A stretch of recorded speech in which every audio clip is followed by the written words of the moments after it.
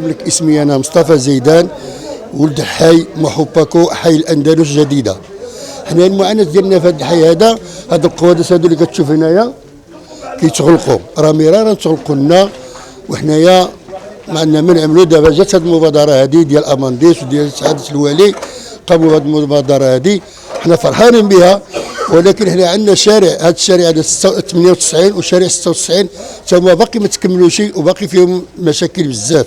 اسيدي هذا الشيء هذا كانوا كيتغلقوا لنا القوادس من القاع، كيبقى طالع علينا الماء حتى الديار ديالنا، ماشي مره ماشي جوج طلعوا هذا الشيء هذا. والقوادس هذو راهم قدامين، راه عندهم 50 عام، يعني دخلوا الكاميونيش هنايا، دخلوا البراوط، دخلوا التسقال، دخلوا الرحيل، يعني كاين يشق كاين يتهرس وعمرو بالتراب وكيف كان يعمر علينا.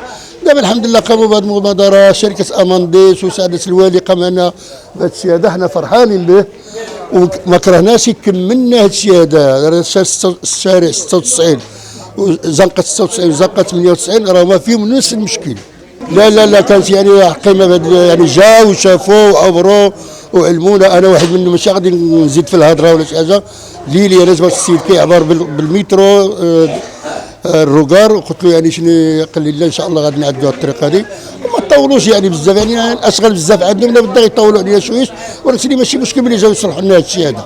حنا فرحانين بهذا الشيء هذا اللي عملنا هنايا، ونتمنى منهم اليوم نتمناهم يكملوا لنا هذا الشارع 96 وشارع 98، راه حتى هو عنده المشاكل ديالو، كيتغلقوا والناس كتغوت وما يعني كنتسناو، وحنا ماشيين معاهم. الله يهديهم يعدلوا لنا هذا الشيء هذا. كنطلب من شركه امانديس تعاون معنا في هذه الزنقه هذه 99، وكما صلحت الزنقه 98 96، وكنطلبوا من الشركه توقف معنا في هذه الزنقه 99 ان شاء الله، وتعمل المجهود ديالها وتفكرنا. راه الحياتنا كتشوف هذه الزنقه هذه مكرفسه وكذا، وعلى اقرب وقت ان شاء الله كنطلبوا تصلحنا هذه الزنقه هذه. الله يجازيكم بخير.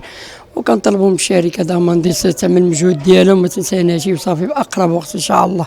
كنعانيو بزاف من هذا المشكل هذا في الزنقه هذه بحكم القوادس وكذا، ما كيتغلقوا وكذا، ما كرهناش يصلحوها وصافي باقرب وقت ان شاء الله.